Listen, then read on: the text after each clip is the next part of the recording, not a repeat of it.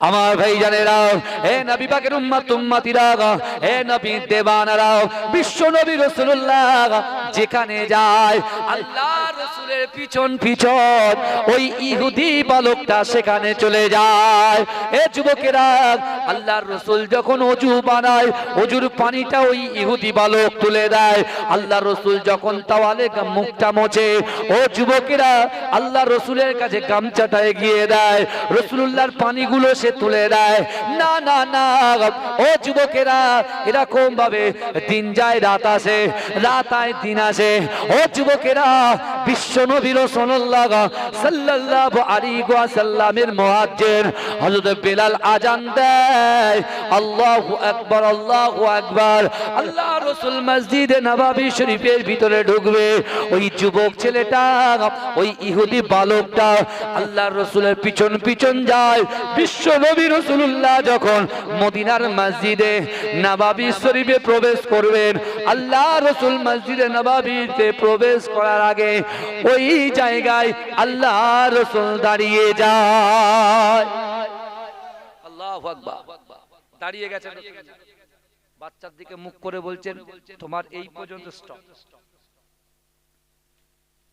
বলছে ইয়া রাসূলুল্লাহ, ইয়া হাবিবাল্লাহ, হুজুর ঠিক আছে।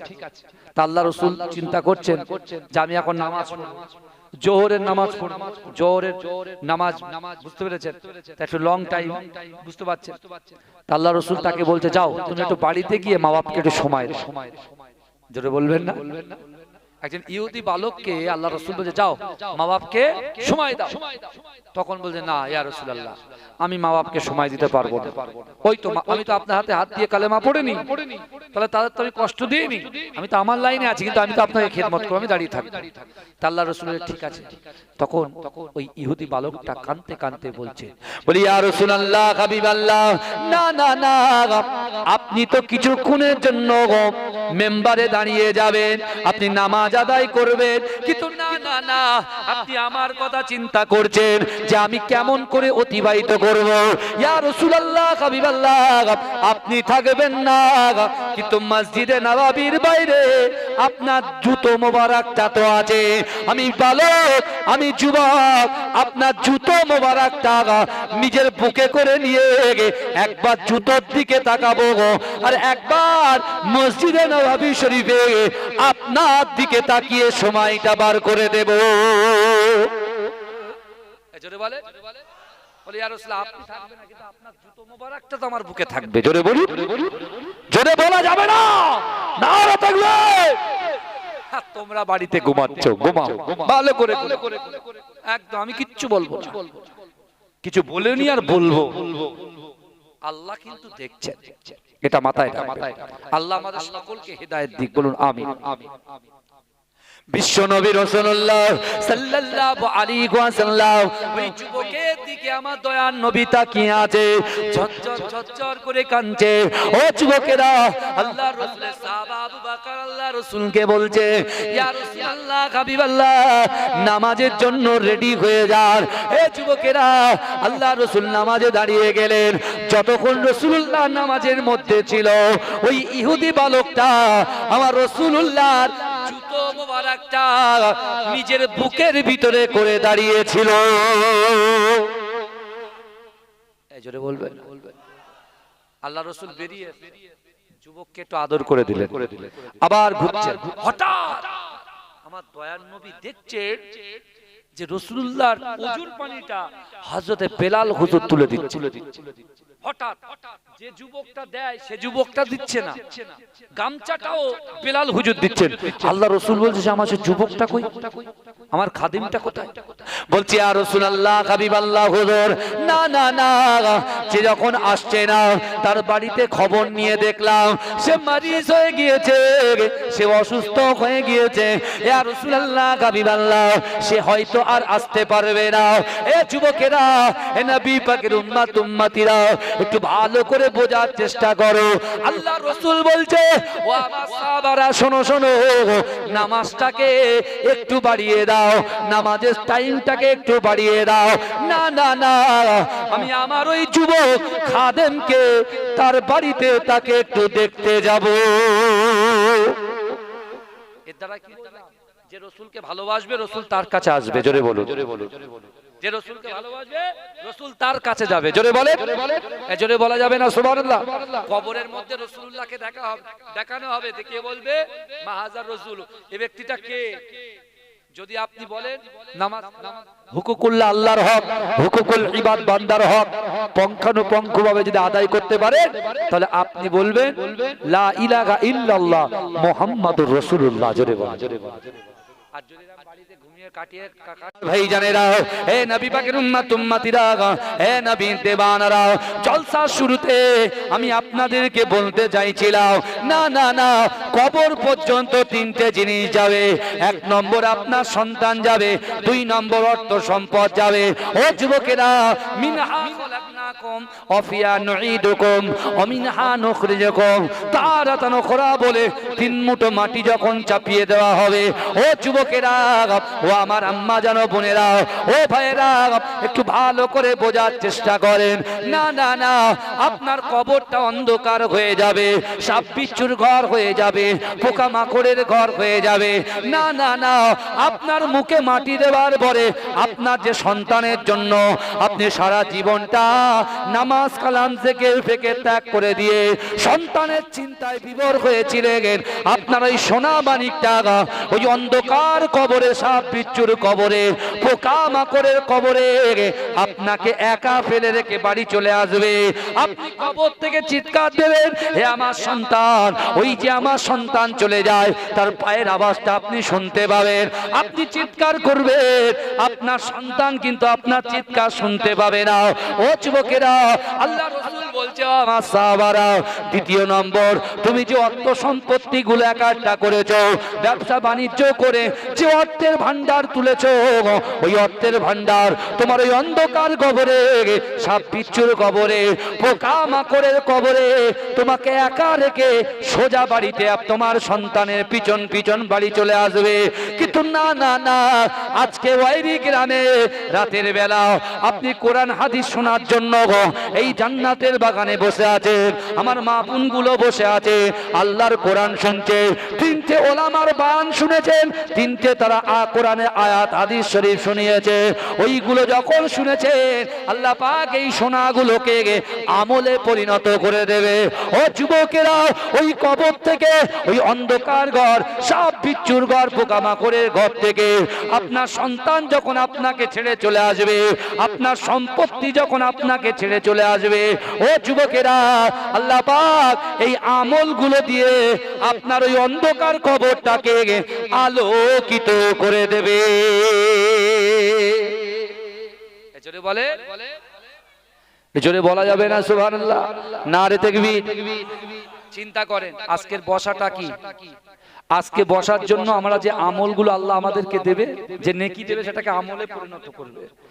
আর যখন সন্তান কাজে আসবে না কবরে, অর্থ সম্পত্তি কাজে আসবে না কবরে, এই অল্প অল্প 2 ঘন্টা টাইমটাকে আল্লাহ এত সুন্দর করে বানিয়ে দেবে, আমলে পরিণত করে দিয়ে তোমার কবরে আল্লাহ শান্তির আলয় বানিয়ে দেবে। জোরে বলে।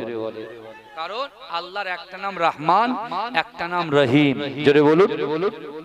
এখন সূরাকার বেশ ধরে ইবলিস শয়তান দেখতে পাচ্ছে বড় বড় সব ফেরেশতা নামছে, ও তখন গায়েব হয়ে গেছে। বুঝতে পারছেন না? ও তখন বলছে, ভাই তোরা পালা, তোরা আর পারবি না। কেন? মুস্তাফা জানে রহমতের বাঁচানোর জন্য, তার দিনকে, ইসলামকে বাঁচানোর জন্য আল্লাহ তার ফোর্সকে পাঠিয়েছেন। জোরে বলুন। এখানে আর যত বড়ই পালোয়ান আসুক, সব হাওয়ায় উড়ে যাবে। তাও আবু জেহেল তার সন্তান ইকরামার অহংকার, ওসব কোনো পরোয়া করি না, অহংকার, অহমিকা, বুঝতে পেরেছেন না? এমন ভাবে অহংকার তাদের এসে গেছে, বলছে তো আমরা 1000, ওরা তো 313 জন, যে কোনো মুহূর্তে আমরা চালিয়ে দিতে পারি। ঠিক আছে, কিন্তু ভাইজান আপনি চিন্তা করেন তো, একটু ভাবেন তো, প্রথম যুদ্ধে আল্লাহ কাকে নিয়ে নিল? আবু জেহেলকে শেষ করে দিল। জোরে বলে। বদরের যুদ্ধে আবু জেহেলকে আল্লাহ কি করে দিল? বলেন না, তার জাহানটাকে শেষ করে দিল। জোরে বলবেন না? জোরে বলবেন না? বদর যুদ্ধ আল্লাহ রসুল কি বিজয় লাভ করলেন? জোরে বলুন। ইসলামের জয় হয়ে গেল। মাত্র 313 জন আর হাজারের অধিক, আর আমরা কোটি কোটি মুসলমান। এই দেখতে পাচ্ছেন না, কদিন আগে একটা ডিবেট হলো না, নাম কি জাবেদ নাকি নাস্তিকটার নাম কি? জাবেদ আক্তার। জাবেদ আক্তার কিরকম দেখেন মুসলমানের নামে ভেস ধরেছিল, দেখেছেন? বলে আল্লাহ টাল্লাহ আছে নাকি, আস্তাগফিরুল্লাহ মিন জালিক। জাবেদ আক্তার তাকে মানুষ এত রেসপেক্ট করে, খুব সাহিত্যিক সাহিত্যিক ভাষা বলে, ওর জন্য সবাই ফিদা। কিন্তু ও যে কত বড় নাস্তিক একবার চিন্তা করে দেব। বলে গাজায় বাচ্চা বাচ্চা ছেলেকে হাজার হাজার ছেলে ইন্তেকাল হয়ে যাচ্ছে, আল্লাহ কিছু করেন। আস্তাগফিরুল্লাহ বলেন। তা আল্লাহ বলছে এই দুনিয়াটা হচ্ছে মুমিনদের জন্য জেলখানা। আল্লাহ বলছেন মুমিনদের জন্য এই দুনিয়াটা জেলখানার পরীক্ষার জায়গা।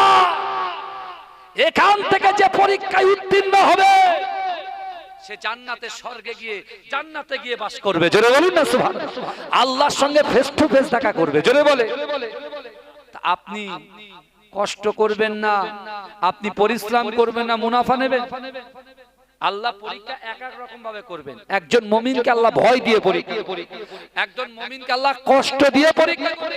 হে যুবকেরা, যদি আপনার বাড়িতে যদি খাবার না থাকে, আপনার বাড়িতে যদি অর্থ না থাকে, আপনার বাড়িতে আপনার বিল্ডিং বালাখানা যদি না থাকে, আপনার মুসলমান আপনি একজন ইমানদার, আপনার মুখ থেকে এটাই বেরোবে, আল্লাহ আমি যদি 7 দিন না খেয়েও আপনি যদি খুশি হন, আমি তাতে খুশি, তাতে রাজি। জোরে বলে।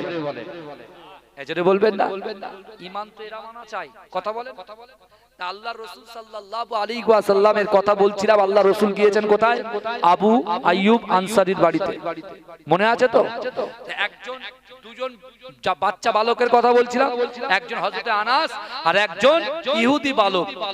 সে রাসূলুল্লাহ যখন মসজিদে নববীতে কোরআন হাদিসের আলোচনা করে, ইহুদি বালকটা ঠিক রাসূলুল্লাহ বরাবর যে দরজা আছে সেই দরজার সামনে দাঁড়িয়ে থাকেন।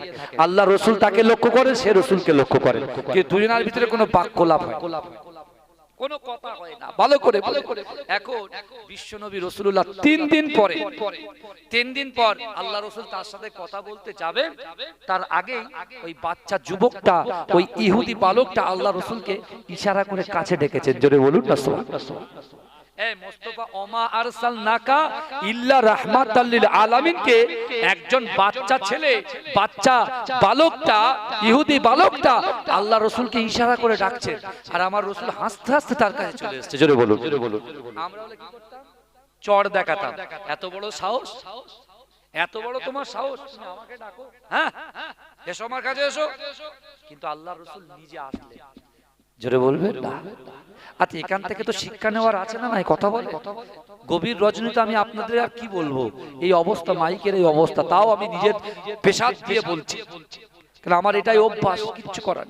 কিন্তু আমার ভাইরা, এখন কথা হলো আল্লাহ রাসূল সাল্লাল্লাহু আলাইহি ওয়াসাল্লাম তার কাছে এসেছেন, সে আবার বাচ্চা তো, আল্লাহ রাসূলকে বলছেন কানটাকে একটু আমার মুখের কাছে নিয়ে আসে।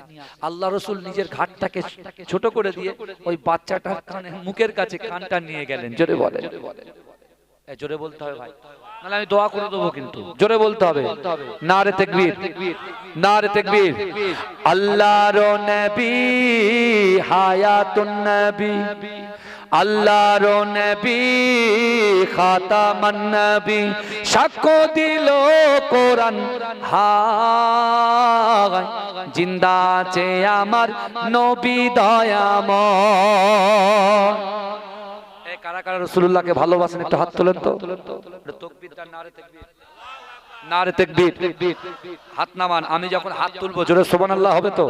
বলেন ইনশাআল্লাহ। এই জোরে সুবহানাল্লাহ হবে তো? ওই দিকে একবার চেক করেন তো। আল্লাহু আকবার। বলেন বলেন। মাশাআল্লাহ। সবাই হাত তুলবেন তো, চিৎকার দিয়ে একদম যা শেষ বলো তার সব বলো, আর বেশি সময় নেই। 1:11 এটা বলতে বলতে হয়ে যাবে। সালাম কিয়াম হবে, দোয়া হবে, ব্যাস। ভালো করে। তাহলে আমি যখন হাত তুলবো জোরে সুবহানাল্লাহ হবে তো ইনশাআল্লাহ? আল্লাহর নবী হায়াতুন নবী, আল্লাহর নবী খাতামান নবী সাক্ষ্য দিল কোরআন হায় জিন্দা আছে আমার নবী দয়াময় সাহাবাদের নিয়ে নবী মদিনায় ঘুমায় উম্মতের জন্য নবী কাঁদে সব সময় মদিনাতে দেখতে পাবি নবীজির ওই স্মৃতি সবই মদিনাতে দেখতে পাবি নবীজির ওই স্মৃতি সবই সেই স্মৃতিতে চুমা খেলে গোনা ধুয়ে যায় জিন্দা আছে আমার নবী দয়াময় জিন্দা আছে আমার নবী দয়াময় পাখির মতো থাকলে ডানা উড়ে যাইতাম রওজাতে গিয়ে মোরা চুমা খাইতাম কেঁদে কেঁদে বলতাম আমি শুনি তো আমার নবী কেঁদে কেঁদে বলতাম আমি শুনি তো আমার নবী নবী ছাড়া রোজ হাসরে পার হওয়া দায় জিন্দা আছে আমার নবী দয়াময় আল্লাহর নবী হায়াতুন নবী আল্লাহর নবী খাতামান নবী সাক্ষ্য দিল কোরআন হায় জিন্দা আছে আমার নবী দয়াময় নবী আমার ছোট্ট বেলায় যেখানে যাইতো সেখানকার গাছ গাছালি সাক্ষ্য দিত আল আমিন নবী তিনি উম্মতের কান্ডারি তিনি আল আমিন নবী যিনি উম্মতের কান্ডারি তিনি নবী আমার মদিনাতে জিন্দা শুয়ে রয় মাঝখানে আমার নবী জিন্দা শুয়ে রয় আল্লাহুম্মা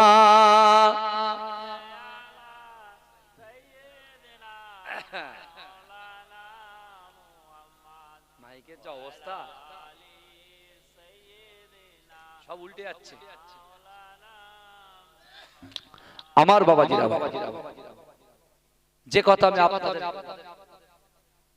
আল্লাহর রাসূল সাল্লাল্লাহু আলাইহি ওয়াসাল্লাম ওই যুবকটার কাছে নিজের কানটা দিলেন তার ঠোঁটের কাছে সে বলছে শোনেন না আমি ইহুদি আমার মা ইহুদি আমার বাপও ইহুদি আমি আমার মা বাপকে ভালোবাসি কিন্তু যেদিন থেকে আমি আপনাকে দেখছি আমার মা বাপের থেকে আপনাকে আমি বেশি মহব্বত করে ফেলেছি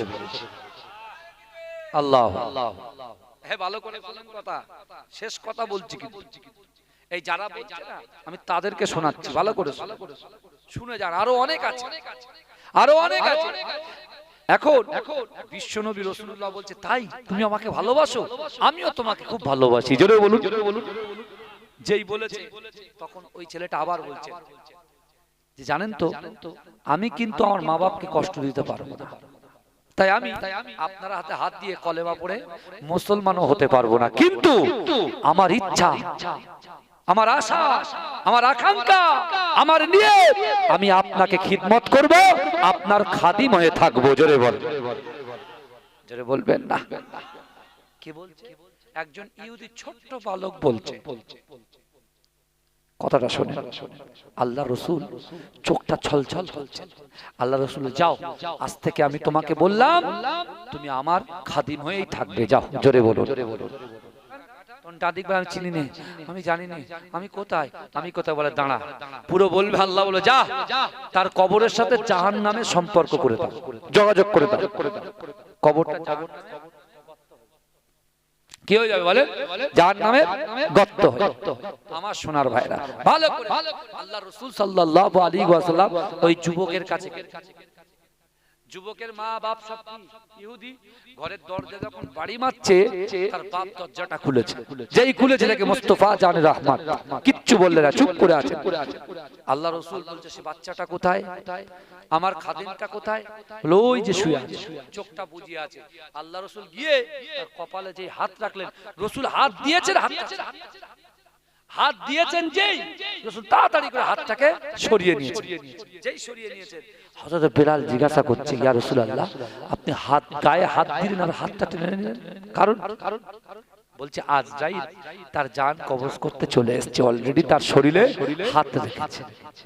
আমার যুবকেরা, ও নবী পাকের উম্মত উম্মতিরা, ও নবীর দেওয়ানারা, আল্লাহ রাসূল যখন ওই যুবকের কপাল থেকে হাতটা সরিয়ে নিয়েছে, ও যুবকেরা, ওই যুবকটা চোখটা চেয়ে আল্লাহ রাসূলের দিকে তাকিয়ে আছে, ঝরঝর করে কাঁদছে। আল্লাহ রাসূল কাঁদছে আর বেলালকে বলছে, ও বেলাল শোনো শোনো, এ আমাকে খিদমত করেছে, আমি রাসূলুল্লাহ তার উপরে খুশি হয়েছে, কিন্তু না না না, এ যদি কলেমা না পড়ে এর সঙ্গে আখিরাতে আর কোনো সম্পর্ক থাকবে না, দুনিয়ার জমিনে সম্পর্ক মিটে যাবে, আখিরাতে তার সঙ্গে কোনো তাল্লুক থাকবে না। এ যুবকেরা, আল্লাহ রাসূল বলছে, বেলাল, আমার চোখের সামনে একটা যুবক জাহান্নামে যাবে, আমি রাসূল তো সহ্য করতে পারবো না। আল্লাহ রাসূল মিঠা আওয়াজে ওই যুবককে বলল, ও বাবা যুবক, তুমি কি আমাকে মহাব্বত করো? বলছে, আমার জীবনের থেকে বেশি মহাব্বত করি। আল্লাহ রাসূল কাঁদতে কাঁদতে বলছে, যুবক, আমি কি তোমার সঙ্গে একটা কথা বলতে পারি? বলছে, আপনি বলুন। বলে, আমি কি তোমাকে কোনো দিনের জন্য জোর জবরদস্তি করেছি? তুমি কলেমা পড়ো, তাহলে তোমাকে আমার কাছে রাখবো। বলছে, না না না, এতদিন আপনাকে খিদমত করলাম, একটা দিনের জন্য, এই কলেমা পড়ার জন্য একটা বারের জন্য জোর জবরদস্তি করেন না। আল্লাহ রাসূল বলছে, ও যুবক শোনো শোনো, তুমি এখন জাহান্নামে যাচ্ছ, আর তুমি কি আমার সঙ্গে জান্নাতে থাকতে যাও? বলছে, হ্যাঁ থাকতে চাই। তাহলে তুমি একবার বলো, লা ইলাহা ইল্লাল্লাহ মুহাম্মাদুর রাসূলুল্লাহ। ওই যুবকটা নিজের বাপের দিকে তাকায়, বাপ কাঁদতে কাঁদতে বলে, না না না, তুমি তো আমাদের কথা না শুনে মুহাম্মাদের গোলামি করেছো, তাকে খিদমত করেছো, না না, আমার দিকে তাকাতে হবে না, আব্দুল্লাহর বেটা মুহাম্মদ যে কথা বলে তুমি রাজি হয়ে যাও। এ যুবকেরা, বাপের মুখ থেকে এই কথা শোনার সাথে যাতে ওই যুবকটা আল্লাহ রাসূলের সঙ্গে পড়লেন, লা ইলাহা ইল্লাল্লাহ মুহাম্মাদুর রাসূলুল্লাহ, লা ইলাহা ইল্লাল্লাহ মুহাম্মাদুর রাসূলুল্লাহ। আমার রাসূলুল্লাহর সাথে যাতে ওই যুবকটা যেই কলেমা পড়লো, আজরাইল তার জানটা কবজ করে নিল। আল্লাহ রাসূল কাঁদতে কাঁদতে সাহাবাদেরকে বলছে, আমার সাহাবারা, আমার বালকটা, আমার সোনামানিকটা, আমার খাদিমটা জাহান্নাম থেকে মুক্তি পেয়ে জান্নাতে প্রবেশ করেছে। জোরে বলে, জোরে বলা যাবে, বলা যাবে, বলা যাবে। এই আমার রাসূল কি কোনো জোর জবরদস্তি করে? যারা বলছে তারা বলছে ফাটবো ফাটবো, ঠিক আছে না? ওদিকে আমরা কান দেব না। যা যা করছে, যার ধর্ম সে করছে। ইসলাম মানে শান্তি, আর ইসলাম পৃথিবীতে যত ধর্ম আছে প্রত্যেক ধর্মকে ইসলাম কিন্তু রেসপেক্ট করে, সম্মান করে। জোরে বলে, জোরে বলবেন না? তা আপনি যদি আমাকে বলেন, হুজুর আমি আপনাকে খুব ভালোবাসি, আর আপনার আমার ছেলেকে আপনি থ্যাতলাচ্ছেন মেরে মেরে, তা আমি কি আপনার ওই ভালোবাসাটা রাখবো? এই কথা বলে রাখবো? তখন আপনার সঙ্গে আমার কি হবে? বিচ্ছিন্ন হবে। আমার সোনা মানিকেরা, আমার যুবকেরা, তাই আসুন আমরা নিজেরা পরিবর্তন হয়ে যাই। পরিবর্তন, যারা নামাজ পড়ি না, রোজা রাখি না, যাকাত দিই না, দান খায়রাত করি না, পিতামাতাকে মহব্বত করি না, স্ত্রীর হক আদায় করি না, স্বামীর হক আদায় করি না, সন্তানের হক আদায় করি না, আসুন না সবকিছু ভুলে গিয়ে কিছুদিনের মেহমান আমরা এসেছি, আসুন না কবরের খোরাকটাকে নিয়ে। আপনি এসআইআর এর কাগজ জোগাড় করছেন, ফোন করে ভাইয়ের কাছে চাচ্ছেন, ভাই আপনার বাপের আধার কার্ড, আই কার্ড থেকে শুরু করে জমির দলিল থেকে শুরু করে সব এনে দিচ্ছেন, কিন্তু কবরে তো এসআইআর হবে, তিনটে প্রশ্ন করা হবে, তার জবাব আপনি দিতে পারবেন তো? বলো, হুজুর সব মুখস্থ করে রেখেছি, একদমে 10 বার। কিন্তু ভাই, তুমি যতটা ইমানদার হবে ততটা তুমি প্রশ্নের জবাব দিতে পারবে। আর তুমি যদি ইমানদার না হয়ে, কবরে তোমার দুটো জিনিস যাবে, ঈমান আমল। ঈমান আমল, এই ঈমান এবং আমল নিয়ে যদি আমি আপনি আমরা কবরে ঢুকতে পারি, তাহলে আমাদের ঢোকাটা জান্নাতি হয়ে যাবে। জোরে বল, জোরে বলা যাবে না, চিৎকার দিয়ে বলা যাবে না সুবহানাল্লাহ। নারে তাকবীর, নারে তাকবীর। আসুন একটু সালাম পড়ে নিই ইয়া নবী।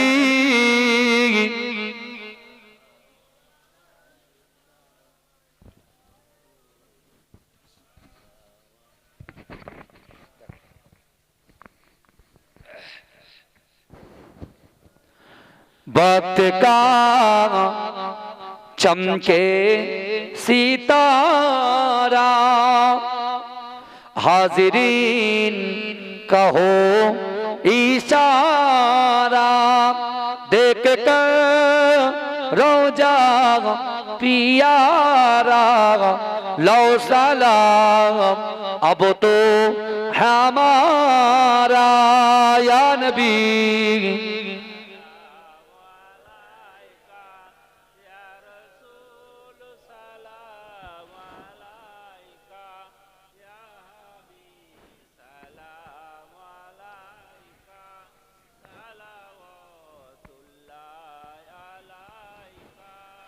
नबीजी मिराज राते बोरा के सवारी गोए, पहुँचिलेन খোদারি দারে, ফিরিলেন দিদারে করে।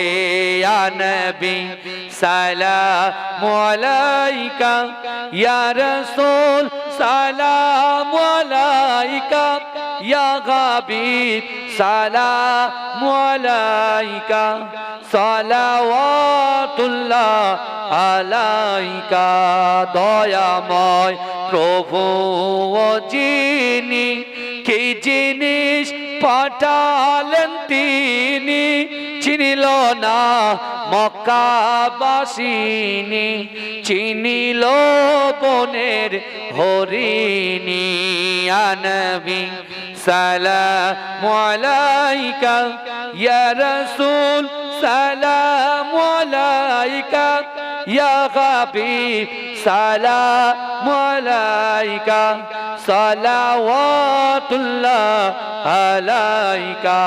নবী না এলে দুনিয়ায় না হতো ফেরেশতা খোদার, হয়েছি উম্মতি তোমার, তার তরে শুকর লাখো বার। ইয়া নবী ইয়া নবী ইয়া নবী ইয়া নবী ইয়া নবী ইয়া নবী ইয়া নবী সালামু আলাইকা, ইয়া রাসূল সালামু আলাইকা, ইয়া হাবিব সালামু আলাইকা, সালাওয়াতুল্লাহ আলাইকা। বালাগাল গুলা বিকামালিহি কাশাফাত দুজা।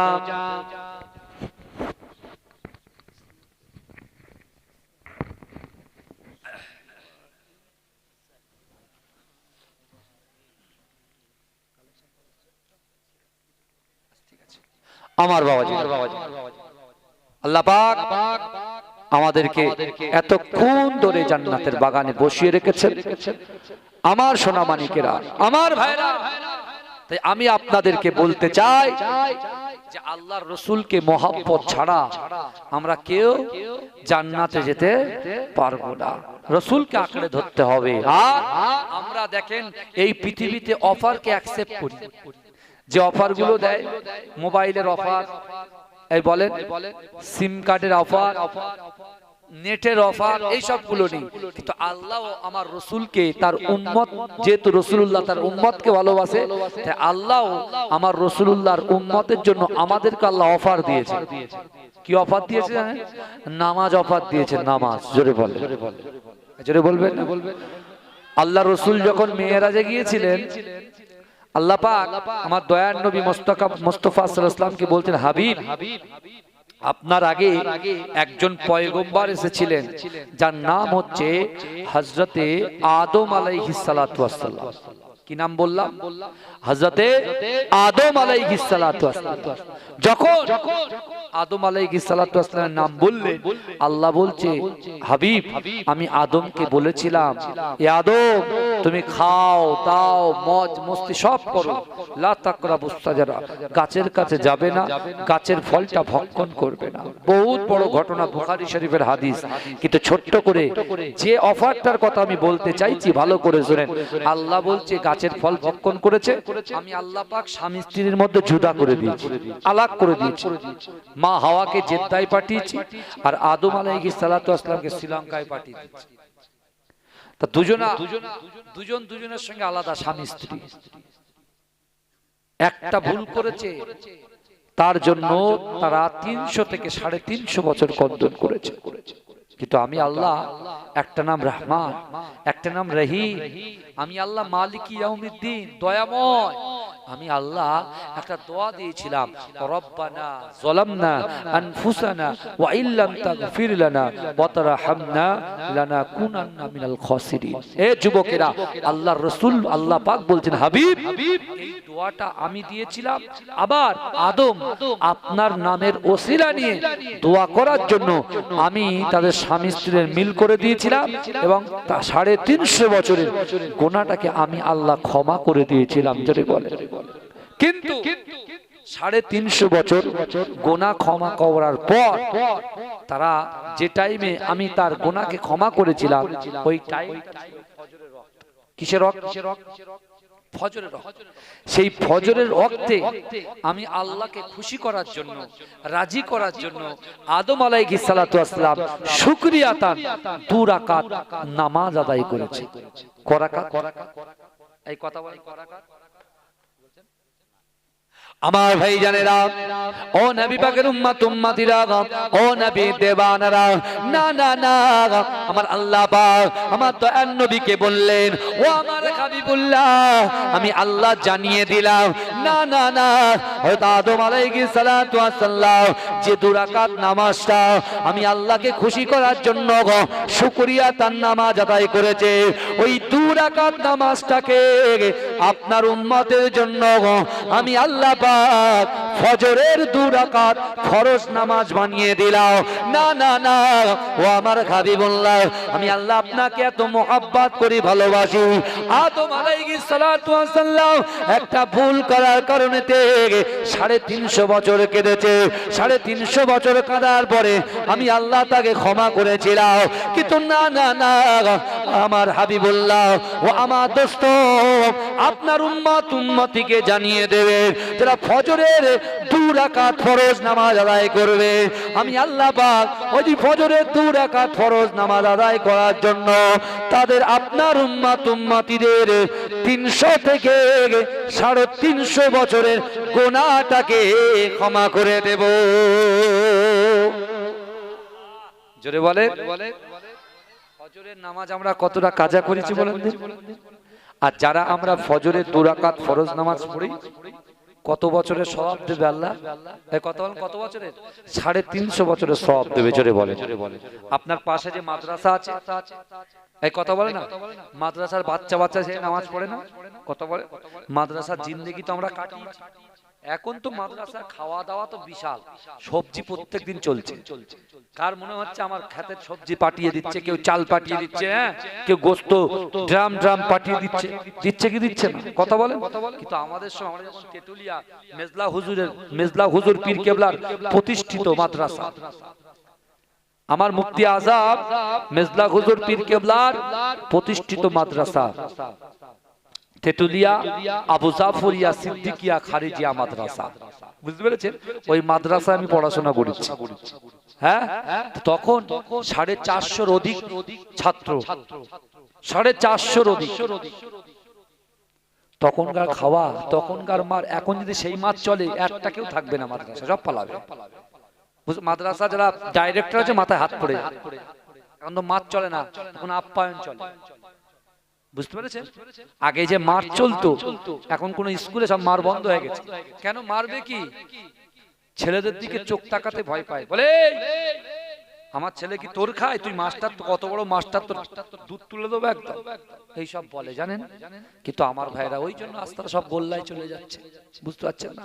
কিন্তু হ্যাঁ, এই যুবকগুলো নামাজ পড়ে, এই যুবকগুলোর পিছনে, এই তোলাবার পিছনে যদি আপনি একটু লেবার দিতে পারেন, একটু অর্থ দিয়ে, একটু বুদ্ধি দিয়ে, একটু বই কিতাবপত্র কিনে দিয়ে, ওরা কিভাবে খাচ্ছে, কিভাবে ঘুমাচ্ছে, একটু দেখভাল করবেন, দেখবেন এর ওসিলায় ও যখন একটা কোরআনে হাফেজ হবে, কিয়ামতের মাঠে একটা হাফেজ 10 জনকে সুপারিশ করে জান্নাতে নিয়ে যাবে। এজন্য বলবেন না, এটাই হচ্ছে আপনাদের গ্রামের ক্রেডিট। এছাড়া আর কিছু না। আমার ভাই আল্লাহ কবুল করুন। আমি শুধু একটা বললাম, যদি আমরা ফজরের 2 রাকাত ফরজ নামাজ পড়তে পারি তাহলে আমাদের জীবন থেকে 350 বছরের গুনাহ আল্লাহ ক্ষমা করে দেবে। জোরে বলে কার ওসিলায় দেবেন? কার ওসিলায় দেবেন? বিশ্বনবী মুস্তাফা জানে রাহমাতের ওসিলায়। আমার ভাইরা যাই হোক, মাশাআল্লাহ 24 খতম কোরআন তেলাওয়াত করা হয়েছে, 30,500, তাই তো? কলেমা শরীফ, দরুদ শরীফ 19,000। আমার ভাইরা সকলে বিসমিল্লাহ সূরা ফাতিহা শরীফ 11 বার দরুদ শরীফ পড়েন। ভাইজান বুঝতে পেরেছেন? সূরা ফাতিহা শরীফ একবার, সূরা ইখলাস শরীফ 3 বার আর 11 বার দরুদ শরীফ পড়ুন, দোয়া হবে।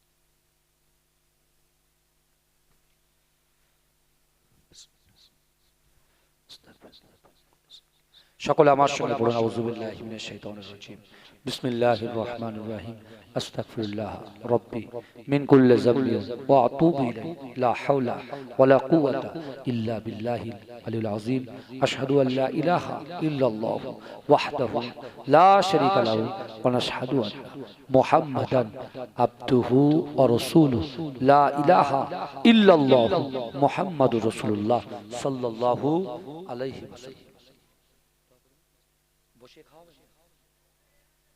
আমার কমিটি ভাইরা প্যাকেট নিয়ে চলে আসে। আদ-দুআ বিল খায়র, আল্লাহুম্মা আমিন। রহিম তুমি হে খোদা পাক, রহম তোমার চাই, গুনাহ মোদের হালকা করে বেহেশতে দিও ঠাঁই। ইয়া রহিম